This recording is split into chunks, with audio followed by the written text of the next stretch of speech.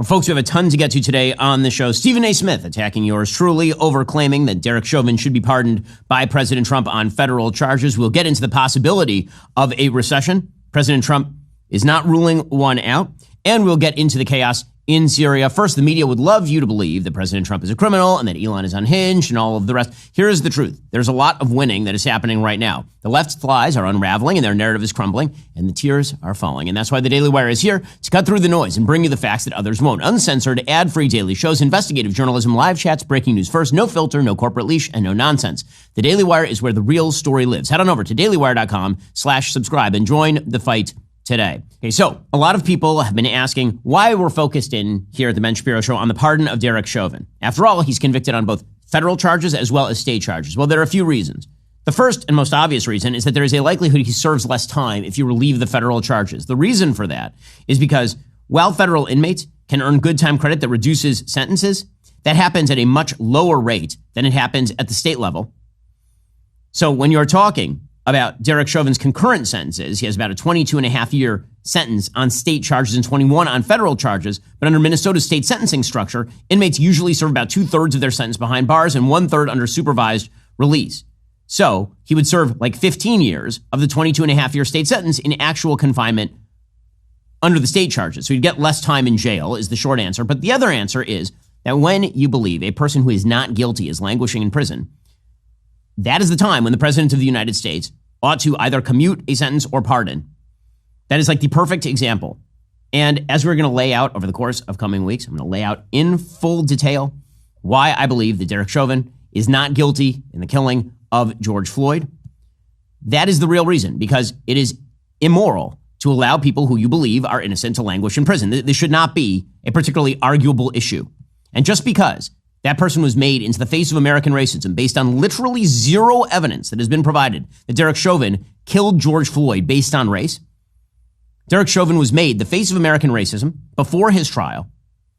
Every media outlet in the country decided he was guilty. The governor of Minnesota decided he was guilty. The mayor of Minneapolis decided he was guilty. The presidential candidates on the left side of the aisle, at that time it was Joe Biden, decided he was guilty. And it was very necessary for the jury to convict him in order for an entire narrative structure to be created. And that was wrong. Okay, well, there are many people who object to all of this. One of those people is Stephen A. Smith. Bizarrely enough, Stephen A. Smith, who is a loudmouth jackass on ESPN. Man, that's what he does. And when I say loudmouth, I mean the man does not have a volume that goes below 8 on the Spinal Tap scale. I'm not sure that there is such a thing as a normal Stephen A. Smith voice. And I say this as a longtime watcher of ESPN. Every time Stephen A. Smith comes on the TV, you got to turn down your volume significantly. So Stephen A. Smith is very angry that I have suggested that Derek Chauvin ought to be pardoned. And here he was on his show trying to explain. Would you have taken that position if George Floyd was a Jewish person? A white Jewish person? If a black cop had his knee on a white Jewish person for over 9 minutes, Ben Shapiro, would you have called for that individual to be pardoned? Okay, so first of all, let's start with this. I don't know why he believes that it would be important, even for his stupid example, for it to be a quote-unquote white Jewish person, right, as opposed to just a Jewish person, right? His claim is that I am a tribal identitarian, and thus I would be very fine with the prosecution of a cop wrongfully if a Jew died under the knee of that cop, even if the cop was not responsible. If the fact patterns were exactly the same, but George Floyd had been named Harold Bernstein or something, and the cop was named George Floyd, was a black guy. Okay, that is intensely stupid. It's intensely stupid for a variety of reasons. Why don't we begin with the first? This would not have been a national news story if that were the case. The reason this entire story was national news is because of the race of the people involved. In fact, when black people were routinely beating up Orthodox Jews in Brooklyn, it was covered up by the New York Times and was not a national story. Okay, the reality is that this was made a national story specifically because the media had a pre-existing narrative of race in America, and this fulfilled their narrative even if the facts didn't match. 2, if in fact the facts had matched, and let's say that this was a Jewish person had been arrested for counterfeiting, for passing counterfeit bills, and then had been high on fentanyl and had a pre-existing heart condition and then had died under the knee of a cop, would I have said that the cop was innocent? Yes, because if the cop is innocent, the cop is innocent. That's the way this works. The race or religion of the pseudo-victim is irrelevant to the question of whether this person was in fact murdered or not. Stephen A. Smith is one of the deepest racial identitarians in our society. He does it all the time, all the time. He does it when he talks sports. It happens literally all the time. If you're talking about Nikola Jokic, the greatest center of our generation, he'll talk about how Nikola Jokic should not be included in conversations for MVP specifically because of his race. The reason Stephen A. Smith is saying this kind of stuff is because he is projecting. He is projecting a racial conversation where none exists. Here, for example, with Stephen A. Smith, just a couple of years ago, I'm a Celtics fan, so this one sprang to mind. A few years ago, Danny Ainge was the chief of basketball operations for the Boston Celtics, and Brad Stevens was elevated to fill his position. Now, it turns out Brad Stevens is a really, really good president of basketball operations. How do we know this? Well, the Celtics won an NBA championship last year, and he's been one of the most successful NBA executives in all the NBA over the course of his tenure. But Stephen A. Smith was firmly convinced the only reason that Brad Stevens had been elevated is because of his race.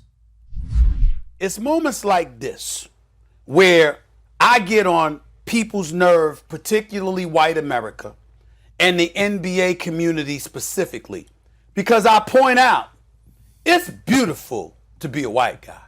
It's just beautiful. You know, you're a question mark as a coach in some people's eyes, including in Boston. But somehow, some way, you moving upstairs. By the way, worth noting that it's beautiful to be a white guy in America has not precluded Stephen A. Smith from a $100 million 5-year contract for ESPN, a failing network where the ratings are going down. The reason that Stephen A. Smith is exercised over the George Floyd situation is specifically because of a racial narrative that is not predicated on facts. And then he's projecting that into me being some sort of racist for suggesting that the racial narrative should not predominate. This is the whole reason that Black Lives Matter was such a mistake and such a fail, because it was racializing of a question that was not in fact racial. And this is, again, it's just more evidence that what I'm saying about Chauvin is true, that the reason that Derek Chauvin is in prison right now is because he was the wrong race and George Floyd was the wrong race. And because of that, Derek Chauvin is in prison right now. Because here's the dirty little secret. It never would have been a national news story if the races had been reversed, or if both people had been white, or if both people had been black. It would not have been a national news story. And that means that the officer would have been assessed on the facts of the situation rather than on the racial narrative people like Stephen A. Smith were propagating. Okay, meanwhile, again, this is part and parcel of a broader left-wing failure when it comes to narrative. The left-wing narrative has failed on so many fronts. Senator Alyssa Slotkin, who is from Michigan, and she was supposed to be the Trump response, well, she said, listen, we're on our heels. And she's right. The Democrats are on their heels because in pretty much every narrative area, they're on their heels. I don't think it's a secret that Democrats have been on their heels since Trump won the election, right? I don't think that's something hidden. And I think it's on us to be clear about not only leadership, and there's lots of leaders in both parties, but also a strategy, right? And I think that's something that as Trump has been successful in flooding the zone and just like every day 15 things happening, we are still finding our footing. And I think you can't get better until you admit you have a problem. Okay, so she will not admit the problem, however. She was asked about the fact that Gavin Newsom, the governor of California, is moving away from the men should play in women's sports routine. And she won't even address it. So you can't say that you admit you have a problem, but then not admit what the problem is. But for me, it's like, let the local community figure this out, right? In Michigan, we have a process in place where if someone who's born a boy wants to play in women's sports, you have to get a waiver. We've had it happen 2 times in our entire state. So let the local communities, just like everything with schools, handle that issue. For me, though, I think, this issue is being sort of brought up in order to make sparks and see sparks fly. Okay, well, then it would be very easy for you to avoid the sparks flying by simply saying the obvious thing, which is that boys should not play in girls' sports. Get to more on that in a moment. First, only two things in life are certain: death and taxes. Well, now there is a third certainty. If you're with Verizon, AT&T, or T-Mobile, you could be saving a fortune every month by switching on over to Pure Talk. That's right, Pure Talk, my cell phone company, is cutting the fat from the wireless industry. For just $35 a month, you can get unlimited talk, text, and 15 gigs of data with Hotspot on America's most dependable 5G network. The average family of four saves over $1,000 a year when they switch to Pure Talk. That's real money back in your pocket. Plus, it's back. When you switch to Pure Talk's super low $35 plan this month, you'll get 1 year of Daily Wire Plus for free. Access to library of DW Plus movies, series, documentaries, including Lady Ballers, What is a Woman, Mr. Bertram, Run, Hide, Fight, and more. We've got uncensored ad-free daily shows, 1 year free of the DW Kids platform Bentkey, and of course, the magical Leftist Tears Tumblr. The only way you get all that is by going to puretalk.com/Shapiro. Switch on over to Pure Talk at puretalk.com/Shapiro. Get a year of Daily Wire Plus for free with a qualifying plan. Pure Talk is wireless by Americans for Americans. puretalk.com/Shapiro. Also, let me tell you something. When you have one of those mattresses from the box stores, you really don't think about how bad it is until you get something new and better. That's what happened with me and Helix mattress. You know that feeling where you wake up and your back is already complaining at you? That was me a lot. Like the mattress was sagging, it would absorb heat, it was really bad. But then I switched on over to Helix, and I wake up feeling ready to take on even my busiest days and the craziest headlines. Here's what makes Helix different. They don't believe in one-size-fits-all sleep solutions. Instead, they use their sleep quiz to match you with a custom mattress based on your body type and sleep preferences. Whether you sleep hot, need extra support for your back, or share your bed with a restless partner, Helix has a perfect match for you.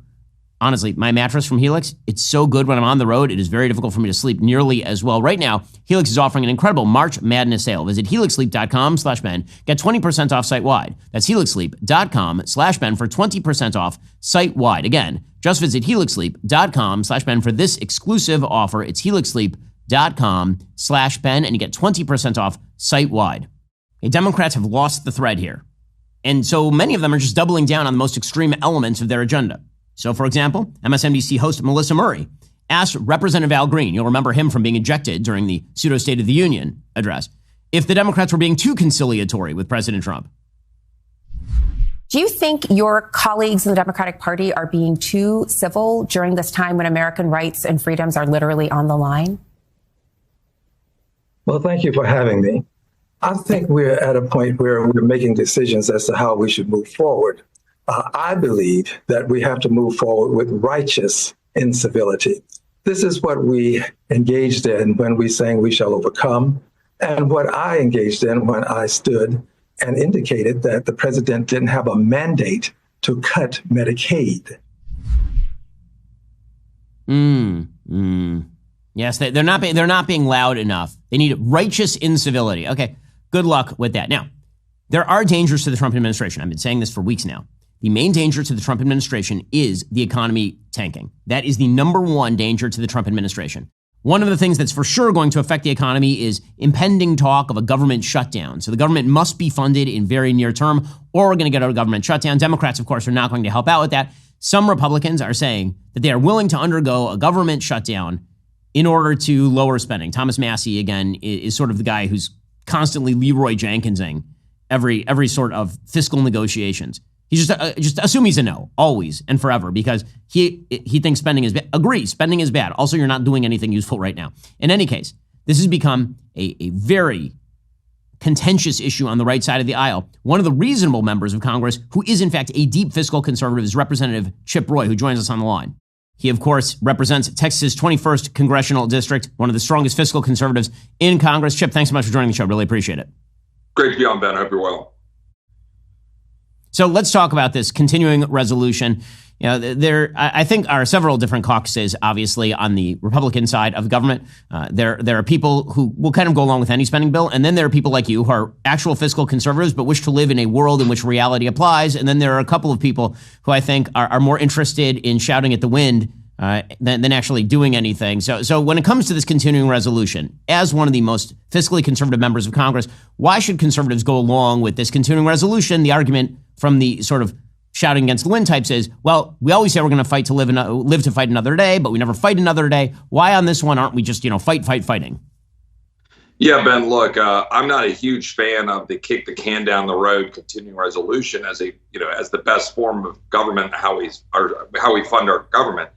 But what I do believe is that you've got to figure out how to empower President Trump and Elon to continue to keep the lights on to carry out DOGE, to identify the cuts and the waste that we've been identifying in a mere 6 weeks, by the way, to add on to what we'd already started doing as fiscal conservatives 2 years ago through the speaker's fight, you remember with Kevin McCarthy, where we forced a bunch of votes on amendments and started to change this place. Now's our chance to finish the job. This bill freezes spending. It's actually, I think, a slight reduction. I'm still combing through it. We got it Saturday. I think it's a slight reduction, give or take, but it's a spending freeze. It's less than 100 pages or fewer than 100 pages. It has no earmarks.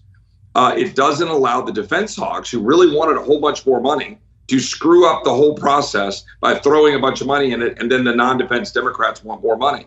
So this is a win to keep the lights on for 6 months for Elon. The Democrats have threatened to shut down so they can stop Elon. So this puts them in a box. It's the most fiscally responsible thing we can do at this moment. But then we'll have to do our job in the appropriations process for this next cycle, which, by the way, this appropriation cycle ends on September 30th. So we've got to get all that passed for FY26 by September. So we should focus on that and then get reconciliation done, which is where we deal with mandatory spending and tax policy. So it's a win. I think the president wants it. We want it. There's a handful of holdouts who are saying, it's not good enough. Guys, this is a win to freeze spending and to give them power to continue to find cuts in DOGE. And I think the reality is that, people in my industry, the sort of conservative media industry, it's always in our interest to claim that it's just insufficient fight on the part of Republicans that leads to all of this stuff, which ignores, of course, all the incentive structures as to how Congress actually works. There are a bunch of Republicans who are in purple districts. There are a bunch of Republicans who are even in blue districts. And the fact is that when you have a majority that is as slim as the majority of Republicans are currently working with, the idea that under this Congress, you're going to restructure Social Security, Medicare, and Medicaid so as to solve the national debt. I mean, I'm wondering how we're supposed to get from point A to point B. You kind of get the best that you can get. Yeah, and I'm always weary, as you are and should be, we both should be, of the excuses in this town. There's always an excuse not to deliver. What I would push back on people right now is we're delivering. A spending freeze in an inflationary environment is a huge win. And trust me, we budgeted for a freeze in our budget that we passed out a few weeks ago. If you hold spending flat for 4 years, for example, and while the economy is growing and we grow out of it, you save $1 trillion over 10 years. In other words, freezing spending and doing our job to get tax policy and regulatory policy to allow, for example, Marco Rubio, just this morning, there's a report that says they're going to cut 83% of the USAID contracts. So I've got conservatives going, why are we going to fund USAID? Guys, we're not. We've got funding in there, but they're going to stop the contracts. So we can get that money, and then Russ Vought can impound that money through the Office of Management and Budget. We think that's constitutional. We'll have to fight that through the courts, but you got to give us time. You got to give the president time. You got to give Russ Vought time. You got to give Elon time. This is a win. So, Chip, when it comes to impoundment, obviously, as you say, it's going to get hashed out by the courts. If the courts come down the other way on impoundment, then there's been talk that Congress might consider rescission. There might be a move to basically, with 51 votes in the Senate, so you don't actually have to overcome a filibuster, rescind much of the spending that's being impounded right now. Do you see that as a viable option? I do. First of all, for your listeners out there, impoundment, I do believe, is constitutional. I think Congress overstepped its bounds in limiting the president's authority as the chief executive to not spend every dollar. Like there's no constitutional requirement that he has to spend every dollar a certain way. He's the executive. Secondly, if that fails, if the courts kill that, I don't believe they will, then in addition to, there's rescission authority. Now, we can start rescission, but then that requires 60 votes in the Senate. Or the White House can send us rescissions, and then it can go through the House and the Senate at a majority vote, 51 in the Senate. So they're working on that plan. There are other tools that I'm not going to get into right now. I'm not going to get in front of the administration on some of these things that they can do to carry out spending restraint. And then finally, in reconciliation, we have the power to do a lot at a 51 vote threshold. That's why we passed the budget, Jody Arrington, to get Medicaid reform and the things that we need to do to save money while people can maintain benefits, but we can save hundreds of billions, trillions of dollars if we do our part in that. So this is all a part of the process. Well, Chip, really appreciate the insight. I know that everything is high pitch these days, and really appreciate your rational perspective on these things. Thanks, Ben. God bless you. Appreciate being on.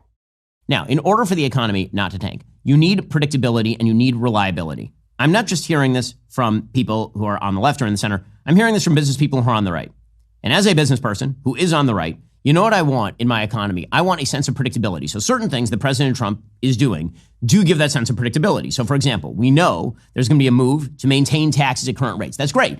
That means I know exactly what to expect in terms of my taxes. We know that regulations are likely to become less onerous. That's wonderful. I know precisely what to expect. When it comes to the tariffs are incredibly chaotic. And the way they've been rolled out so far, which is sort of like a hokey pokey, we'll put a tariff in, we'll take a tariff out, we'll put a tariff in, and we'll move it all about. Like that particular approach disquiets markets. It means that you don't know whether to invest in a particular contract. If you have inputs from foreign countries, you don't know whether to re-sign that contract. And you also don't know whether you're going to want to sign a domestic contract because maybe the tariff doesn't go into place and now you're paying twice what you otherwise would have paid. This sort of uncertainty is not good for the broader business community, which is why you've seen the Dow Jones Industrial Average giving up all of the gains since President Trump's election. So President Trump was asked about this over the weekend, and he said that he doesn't need to be clearer on tariffs. Will we have clarity? You'll have a lot, but we may go up with some tariffs. It depends. We may go up. I don't think we'll go down, but we may go up. But they have plenty of clarity. They just use that. That's like almost a soundbite. They always say that. We want clarity. Well, that's not a soundbite. That's a reality. And again, I'm supporting President Trump here. I want Trump's economy to boom. And I can say, as a business person with hundreds of employees, I want to know what comes next because that's how I game for how I spend and how I save and how I invest. And that's true for every major or minor business person in the country. Now, President Trump, to his credit, is being cautious about his predictions. Howard Lutnick, his commerce secretary, was on the Sunday shows, and he said, don't worry, no recession is coming. And, his mouth to God's ears. Should Americans brace for a recession? Absolutely not. Anybody who bets against Donald Trump, it's like the same people who thought Donald Trump wasn't a winner a year ago. Donald Trump is a winner. He's going to win for the American people. That's just the way it's going to be. There's going to be no recession in America. Okay, now again, I hope that's true. And I generally believe that that is true.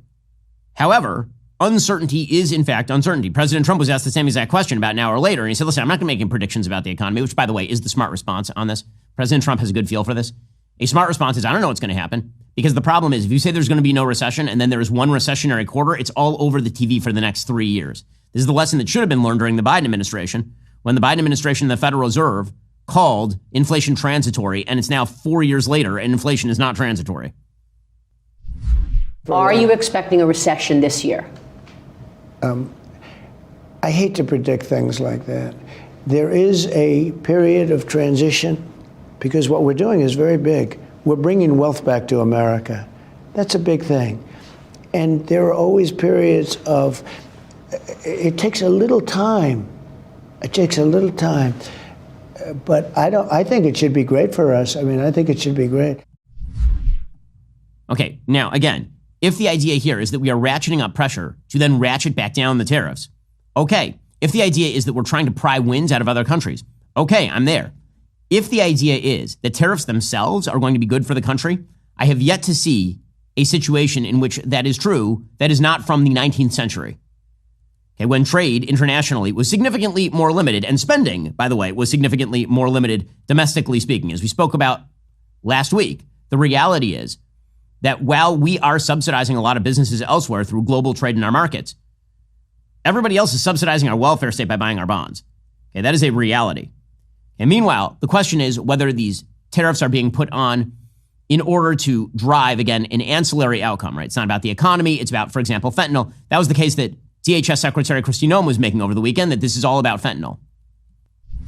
It really is about fentanyl. It really is. And I think the president obviously wants a strong economy, obviously wants better trade deals as well. Mm-hmm. But this is about fentanyl and what we can do to stop the cartels from partnering with Chinese officials, laundering money, and bringing a poison into our country that is specifically designed to kill the next generation.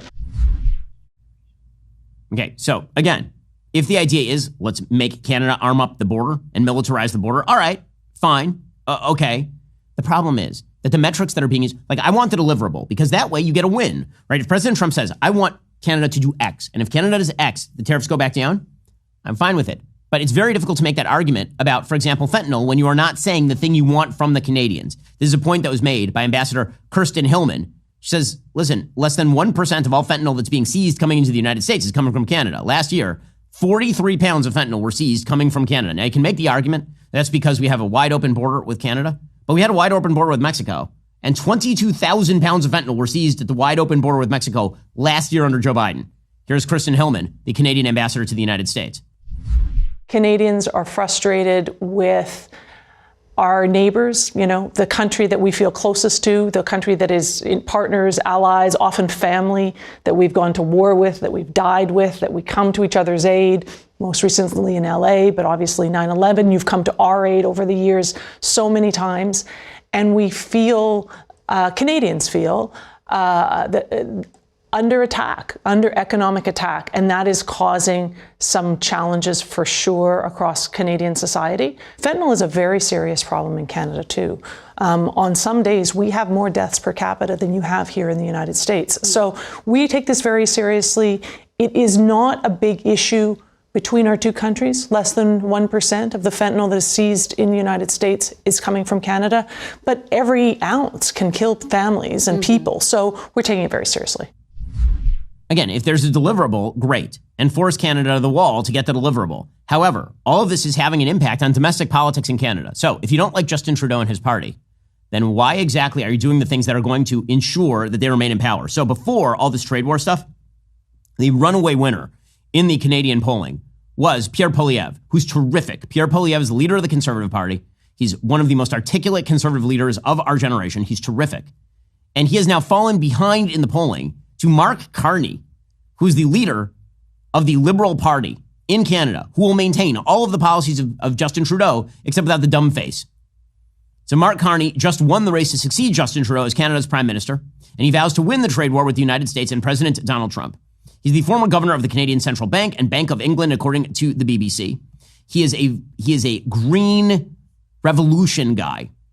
He's never served in elected office. His replacement of the minority government means that he is the new leader of the party that is competitive. According to the BBC, the governing Liberals have seen a remarkable political turnaround since Trudeau's exit, as Canadians have been galvanized by President Trump's trade threats and support for annexing their country. At the beginning of the year, Pierre Poilievre was ahead 20 points in the election polls. Today, he is tied with the Liberals. So are you going to get more from Canada with Pierre Poilievre as the prime minister than you're going to get from Mark Carney? The answer is yes. It turns out that politics has a lot of downstream effect. In the end, listen, I trust President Trump on this stuff because I think in the end, as I've said 1,000 times, he's a results-driven guy. He said over the weekend he wants a dynamic economy and a dynamic country.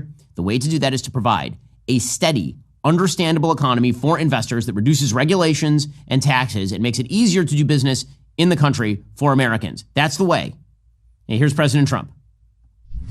Well, I want a dynamic country where the private enterprise carries the day, not the government. And I want a strong country militarily. We need that nowadays. You can see that probably better than ever before. Okay, I agree with him, and I think that that is the way that he's going to move. And if the results are bad, I think he's going to change tactics. We'll get to more on this in a moment. First, one of the things I love about working in the news industry is that every day I get to connect with millions of listeners and share breaking stories and work with incredible talent who are just as passionate about the political sphere as I am. There's nothing quite like the energy and thrill of creating content that not only informs, but also resonates with people around the country. If you're doing what you love to do, there's nothing better than being surrounded by people who love it the way that you do. And if you own your own business, you want to hire employees who love what they do to boost the overall success of your business. Plus, make it a pretty great place to work. But how do you find passionate employees who are a good fit for all your roles? ZipRecruiter. Right now, you can try it for free at ziprecruiter.com/dailywire. ZipRecruiter is the hiring site employers prefer most based on G2. And their powerful matching technology works fast to find top talent so you don't waste time or money. Hire experienced people who are excited about what they do with ZipRecruiter. 4 out of 5 employers who post on ZipRecruiter get a quality candidate within the very first day. See for yourself. Go to this exclusive web address to try ZipRecruiter for free. ZipRecruiter.com/dailywire. Again, that's ZipRecruiter.com/dailywire. ZipRecruiter is indeed the smartest way to hire. Also, there's a lot going on in my life, which means I need to make sure I'm maintaining my health, hitting the gym, spending time with family, even with the busy work schedule. When I was younger, I used to think I could just power through on willpower and caffeine. I learned pretty quickly peak performance requires peak nutrition, and that means eating enough veggies. Well, I don't like veggies, and so I'm very thankful to have Balance of Nature, which fits right into even the busiest of days. Imagine trying to eat 31 different fruits and veggies every day. That sounds miserable and time-consuming. With Balance of Nature fruits and veggies, there's never been a more convenient dietary supplement to ensure you get a wide variety of fruits and veggies daily. Balance of Nature takes fruits and veggies, they freeze-dry them, they turn them into a powder, and then they put them into a capsule. You take your fruit and veggie capsules every day, and then your body knows precisely what to do with them. It's kosher, which means I can pop it right into the protein smoothie and keep that gun show going strong. Go to balanceofnature.com, use promo code Shapiro for 35% off your first order as a preferred customer. Plus, get a free bottle of fiber and spice. That's balanceofnature.com, promo code Shapiro. Again, balanceofnature.com, promo code Shapiro for 35% off your first order as a preferred customer and that free bottle of fiber and spice. Okay, meanwhile, there's been chaos breaking out in Syria since the takeover of HTS. This, of course, was perfectly predictable. HTS is, in fact, a terror group. They're a Sunni Islamist terror group, and they're backed by Turkey. Okay, you'll recall that Hezbollah, the Iranian proxy group, had been attacking Israel for decades, and then they escalated their attacks after October 7th. And then Israel, in October of last year, went after Hezbollah and basically defenestrated their entire leadership, with everything from the Beeper attacks to the attacks killing Hassan Nasrallah and all the rest. And they hit Hezbollah so hard that Hezbollah was no longer able to support, and Iran was really no longer able to support the Assad regime in Syria, which was a terrorist, genocidal regime on its own. There are no good guys in the Syrian fight, except for some of the Druze and the Kurds and the Christians. Right? That is a complete list of all of the good parties in Syria right now, in terms of the domestic parties in Syria. Turkey intervened on behalf of HTS. HTS basically just ran down the road unopposed and took over the country. And the media decided this was a wonderful, unalloyed wonderful thing. I said at the time, it was not a good thing for HTS to take over. HTS is, in fact, a terror group. And I mentioned that there would be some really, really awful downstream effects, including, presumably, their targeting of Christians. Assad's regime had not been wonderful to Christians. Presumably, HTS would be worse. Well, Israel, knowing that HTS was a terrorist regime, then moved into the south of Syria, the other side of the Mount Hermon region, and they have now formed a basic coalition with many of the Druze in the south who are also afraid of being targeted by HTS. And Israel also proceeded to blow up pretty much every weapons depot in Syria as all this was happening. Israel did that to deny vast stockpiles of weaponry to HTS, a terror group backed again by Turkey. If you don't like HTS, blame Turkey, because that's Turkey. Okay, after all this happened, HTS has been proclaiming to the rest of the world that it was moderate. It was never moderate. Again, there are salutary effects to Assad falling. One of them was that the Iranian crescent that stretched from Iran through Iraq, through Syria, into Lebanon, and then curved all the way down into Yemen, into the Gaza Strip, and all the rest of that, that was broken. That was a salutary effect. A downside effect is that a bunch of terrorists took over, right? Not a lot of great solutions in the Middle East, as it turns out. Okay, well now, a sort of Alawite reconstitution took place over the course of the last week. There were some battles that happened between the Alawites, who were ethnically associated with the Assad regime, and HTS. Battles broke out, and then HTS decided, what a great opportunity to slaughter a bunch of Alawites and some Christians along for the ride. And so there are an enormous number of people who were killed over the course of last week. Some 1,000 people were killed.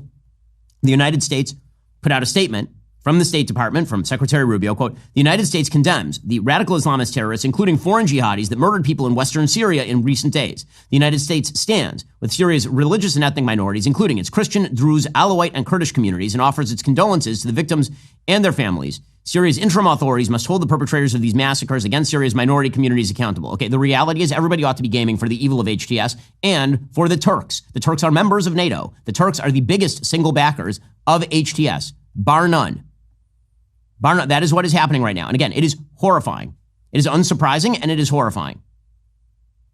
Okay, so here is some of the video of what HTS was doing. They're literally making Alawites and apparently some Christians crawl like dogs. They were shooting people. It turns out evil Islamist terrorists are evil and Islamist.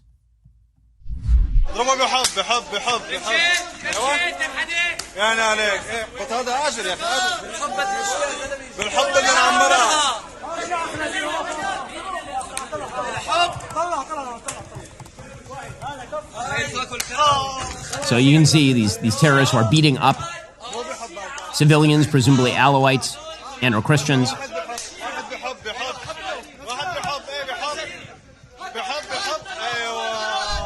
Okay, and they're just beating people up and slapping them and all the rest of this. Again, terrible people, HTS. No question. No question. Okay, so this has now led to, again, not blaming Turkey and not blaming HTS, but somehow people blaming American quote-unquote neocons or blaming Israel or blaming Jews. Okay, there are no Jews in Syria. The only Jews in Syria right now are the Israelis in the south who are literally protecting the Druze from the slaughter of HTS. At the request of the Druze, by the way. The Christian community has been targeted in Syria for a decade or more. The truth is that Syria, which used to be a Christian country, if we go all the way back, Syria was a Christian country. That's why so many of the sites mentioned in the New Testament are in fact in Syria. Okay, the Syrian population had already been devastated by Islamic takeover and Islamic rule. They didn't have it great under Bashar Assad. They had it better than they had it in, say, Iran, but they didn't have it amazing under Bashar Assad. There were about 1.5 million Christians living in Syria before the Syrian civil war in 2011. That number is now as few as 300,000 Christians. And the major challenges existed under Assad. The replacement of Assad by HTS was going to be bad for Christians. The attempt to turn this, however, into a story about the evils of the West, as opposed to Assad being an evil dictator who was replaced by people who are completely evil in a different direction. If your sort of bizarre supposition is that this is because of America, as opposed to because the Middle East happens to be a long chain of terrorist tyrannies following one another with different enemies, I don't think that you've been following Middle Eastern history very long. Now, Tucker Carlson has been on tour in the Middle East. He was over hanging out with the leader of Qatar. And in the middle of that, he tweeted out, quote, "As predictable as this is, it's still infuriating to see it. For decades, Bashar Assad protected minority religious communities in Syria, including the country's large Christian population." Okay. Those protections were limited at best. Pretty limited, as it turns out. And the downstream effect of Bashar Assad attacking, for example, Kurds, Bashar Assad repressing his people to the extent that he did, was going to be a blowback that was very bad for many of the people living in the area during the Syrian civil war. To pretend that Assad is somehow completely not responsible for what happened in Syria while he was dictator in Syria is kind of wild. No one in the United States was allowed to notice this. I'm pretty sure actually we were all allowed to notice this.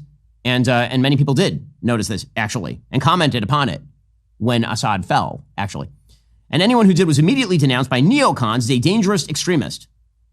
Barry Weiss declared Tulsi Gabbard monstrous and Assad toady for noticing, but it was true. Well, actually, that is, I disagree with Barry Weiss about Tulsi Gabbard, but actually what she was condemning was the idea that Bashar Assad was an ally of the West, which was something that Tulsi Gabbard was sort of promoting a little bit back in 2011, 2012, 2013. The weaker Assad was, the more Christians died. During the years that neocons in the West backed the war against Assad, the percentage of Christians in Syria went from 10% to 2%. Now that Assad has been driven from power, many of the remaining Syrian Christians are being slaughtered and their holy places desecrated. Barry Weiss and John Bolton haven't said a word about it, but no one who's paying attention can be surprised it's happening. Neocon projects in the Middle East invariably destroy ancient Christian communities from Iraq to Gaza and in many places in between. Can this be an accident? You wonder. Okay. Again, this is a bizarre and twisted reading of history at best. I'm not going to attribute motives because that's not something that I like to do. I will say that this is so ahistorical. The idea that chaos in the Middle East has not targeted Christians is ignorant of literally all Christian history in the Middle East. Constantinople was Constantinople before it was Istanbul. The notion that Christians have generally been targeted by neocons in the West, in the Middle East, is a complete reversal of how history actually has worked in this area. I have suspicions as to what Tucker means by quote-unquote neocons. But again, the idea that Christians who can live safely in the Middle East, by the way, in about one country, which is Israel, not a lot of Christians who are living safely in Syria, Iraq, Iran, Saudi. These are not places with large Christian populations. Many of these places are places that Tucker is busy defending this week. That what's going on in Syria, which is a horror show, is not the fault of the Turks, who are literally backing the regime that is murdering people, including Christians. It's somehow the fault of the neocon warmongers. It's a wild supposition. But again, this is part and parcel of some of the stuff that Tucker seems to be pushing lately, which again is the idea that all conflict in the Middle East is the fault of an evil cadre of Americans who are pushing conflict in the Middle East. No one in the Middle East apparently has any agency. Iran has no agency. Hezbollah has no agency. Qatar certainly has no agency. Tucker spent this weekend over in Qatar doing a bit of propaganda work on behalf of the Qatari regime. And again, this is not an attribution of motive to Tucker. I'm not going to claim, I see some people online claiming Tucker's in the pay of the, Tucker doesn't need their money. I don't think that's right. I think that Tucker's worldview suggests that apparently the only actors in the Middle East who have any agency at all are the United States, Israel, and pretty much no one else, apparently. And so everything bad that happens in the Middle East is the fault of those people, and no one else has any agency at all. So Iran has been growing closer and closer to a nuclear weapon. Iran is the chief sponsor of terror, not only in the region, but all over the world. Iran has its tentacles all the way down in South America. Iran's proxies in Hezbollah, the Houthis, all these people have been engaged in terrorism that affects American interests, ranging from the Red Sea to the murder of literally thousands of American soldiers in Iraq by Iranian terrorist supporting groups, to the murder of 241 Marines at the U.S. Marine barracks bombing back in the 1980s. Well, Iran has been growing more and more loud. They are currently holding joint military drills with China and Russia right now. Iran also happens to be super vulnerable. Their nuclear regime could be ended basically today by a single sortie. Despite all of that, President Trump is trying to give them an off-ramp, which is the right path, right? He's trying to give them an off-ramp. And then if they won't take the off-ramp, there has to be a fist inside the velvet glove. So here's President Trump talking about Iran. Now, well, there are two ways Iran can be handled, militarily or you make a deal. I would prefer to make a deal because I'm not looking to hurt Iran. They're great people. I know so many Iranians from this country. Well, not the leadership. No, not the leadership. The people. They're very evil people. No, but the people of Iran are great people. But they had a tough regime, and they'd meet and they'd be shot in the streets. I mean, it was a tough deal. But I would rather negotiate a deal. I'm not sure that everybody agrees with me, but we can make a deal that would be just as good as if you won militarily. Okay, so if you can get that deal, great. And if you can't, then there's a threat. So Tucker has decided, again, that the only two options, and this again is a false binary, the only two options here are either you concede to the Iranian nuclear program or full-scale war with Iran, which again is not a reality. Iran's skies are clear. Right now, a single B-2 sortie would take out their nuclear facilities. But Tucker tweeted out, Fox News is wall-to-wall with dead-eyed politicians. Again, the sort of bizarre physical description of people that you disagree with is pretty ugly. I'm not a fan of this sort of stuff. Says Fox News is wall-to-wall with dead-eyed politicians. They're all dead-eyed. If they don't agree with Tucker, you're dead-eyed. Telling you that Iran is a dangerous sponsor of terror. He puts that in scare quotes. Iran is a dangerous sponsor of terror. I literally just named you hundreds and thousands of Americans who have been killed by Iranian terror groups. It says softening up the base for a war. Again, there is no war with Iran. Nobody wants a war with Iran. Was it a war with Iran when America launched a strike at Qasem Soleimani, killing their military leader? There was not. But what exactly does that phrase mean, and how does it apply to the United States? Here's one measure. Over the past 20 years, how many Americans have been killed by Iran on American soil? Try to find, notice that qualifier, on American soil. Well, I mean, an American in Iraq is still an American, as it turns out. So is an American in Lebanon. Try to find that number and then compare it to the number of Americans killed by drug ODs or suicide or illegal aliens or carjackings, diabetes, and the COVID vax. Still think Iran is the greatest threat? How about we focus on our own country for a minute? And this is, again, a false binary. It turns out that there are, in fact, foreign threats to American interests ranging from shipping in the Red Sea to oil supply coming from the Gulf. And also, all the things that he mentioned are really bad. I noticed that for a guy who is very concerned about illegal aliens, carjackings, diabetes, and the COVID vax, he's spending an awful lot of time in Qatar, Saudi Arabia, and Russia lately. And this is not an argument in favor of, quote unquote, endless war. This is an argument in favor of reality. And living in the realm of reality is a healthier perspective on foreign affairs than the sort of bizarre melange of claims that are made about dead-eyed people that you disagree with or people who want perennial war. How about argue with the argument as opposed to arguing with the phantom that you are creating in your own mind without ever actually coming to grips with the nature of the argument? Now, speaking of spending time abroad, Tucker Carlson, of course, was in Qatar, where he was interviewing the Prime Minister of Qatar, Mohammed bin Abdul Rahman Al Thani. Now, it should be mentioned at this point that Qatar is, in fact, effectively a front state for Iran. They sort of try to play a middle role between the United States and Iran. Whenever there's a negotiation with a terrorist group, it always happens in Qatar. This is where the United States negotiated with the Taliban, sort of America's emissary to the terrorist world. But there's no question that Qatar is, in fact, a malign force in international politics. They supply literally billions of dollars in funding to Hamas. They've provided literal support to terrorist groups all over the region. They have provided significant financial relief to Iran itself. They have huge ties with Iran because they share a giant oil field. Qatar, for example, over the last few years has transferred almost $2 billion to Hamas. They host Hamas operations. All of their leaders, Hamas's leaders, were in Qatar, obviously. They also have a history of terror financing allegations ranging from the Muslim Brotherhood to even ISIL. There is also an American airbase in Qatar. So again, they try to play both sides. It is also worthwhile noting here that Qatar is a major donor to America's universities. So if you don't like America's universities and you think they're trash, one major reason would be Qatar, which has spent, I kid you not, over the course of 2001 to 2021, $4.7 billion on American higher education. Those are donations from a country that has 400,000 citizens, of almost $5 billion to American universities. So if you don't like the wokeism, you don't like the anti-Americanism at America's universities, it turns out that the money is flowing from Qatar and has been flowing from Qatar for decades at this point.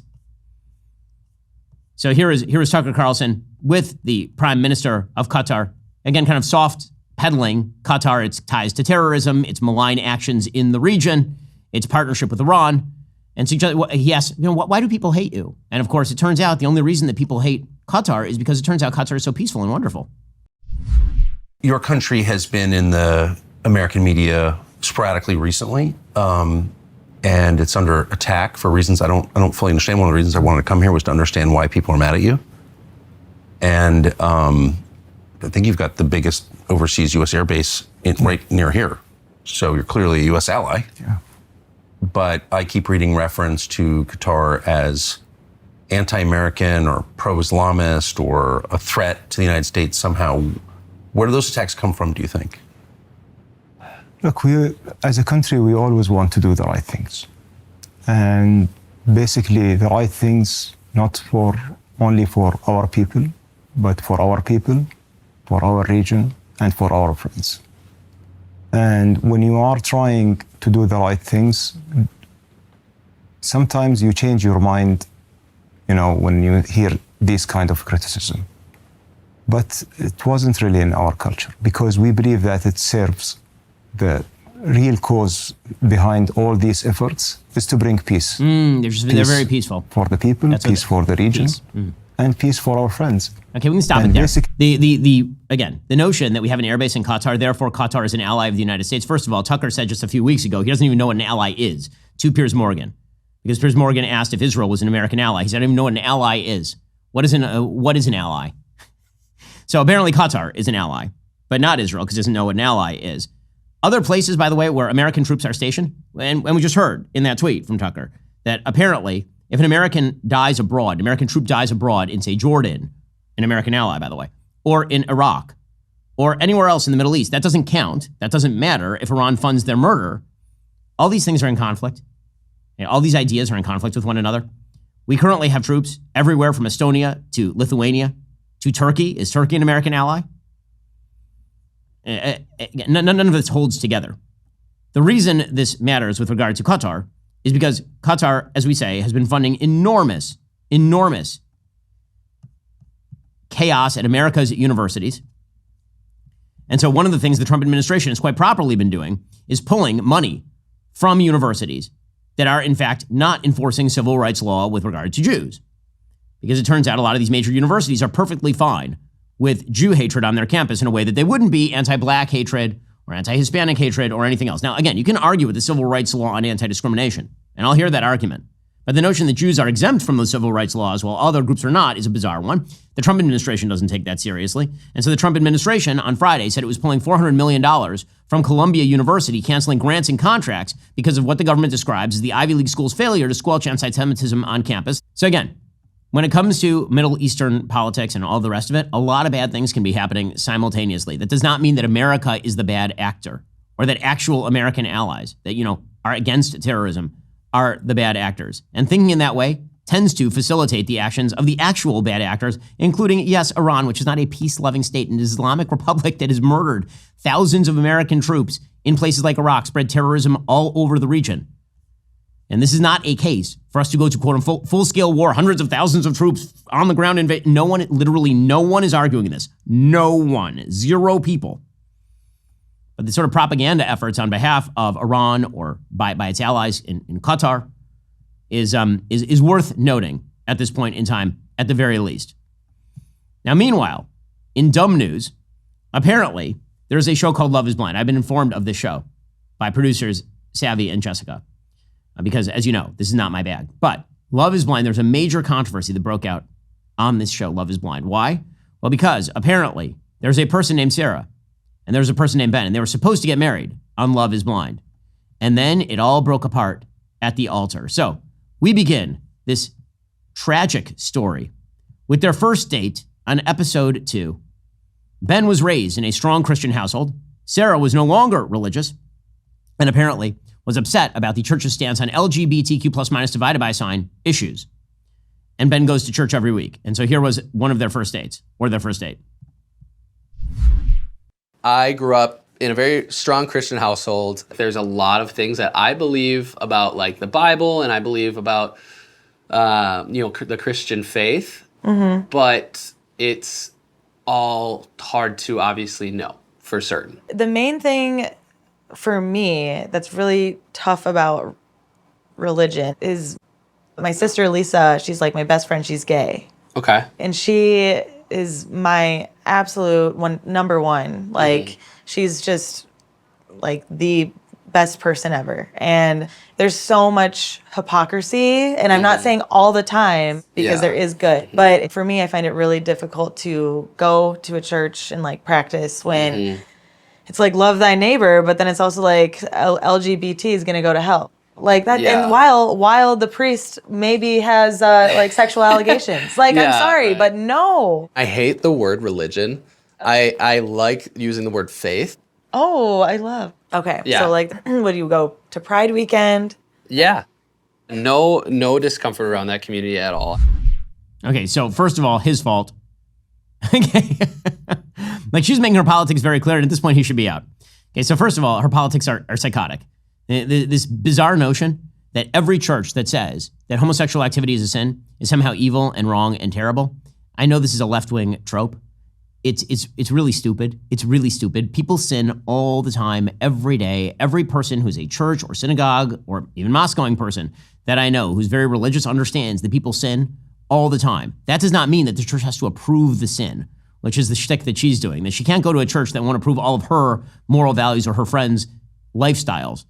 Literally, the nature of religion is to try to set out an objective morality that is true whether you like it or not. Okay, but in any case, apparently this all culminated at the end of season 8 because Sarah decided that she was not in fact going to marry Ben based on his incompatible values. And all I gotta say is you both knew this, but honestly, he knew this more. And you know, I'm gonna go against the grain here. I'm gonna say this is actually his fault. She made very clear what her values were very early on. He was sort of hiding the ball. And she said, Jessica will go to a gay pride parade. I have no discomfort around that community. Well, I mean, she could theoretically take away from that he's, perfectly fine with all aspects of all of this. Anyway, she breaks up with him at the altar. I just hope I made the right decision. Hi, guys. Oh my God. Okay. Love you We guys love too. you. Yeah. It was a lot, but we're rolling with it. I just want to talk to her. Yeah. Was it like the time frame?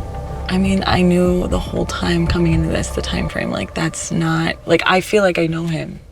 Like really. Yeah. Like I remember, like I asked him about like Black Lives Matter, and I'm no expert, but like when I asked him about it, he was like, I guess I've never really thought too much about it. That affected me, especially in our own city. Like how could it not? How did it not make you think about something?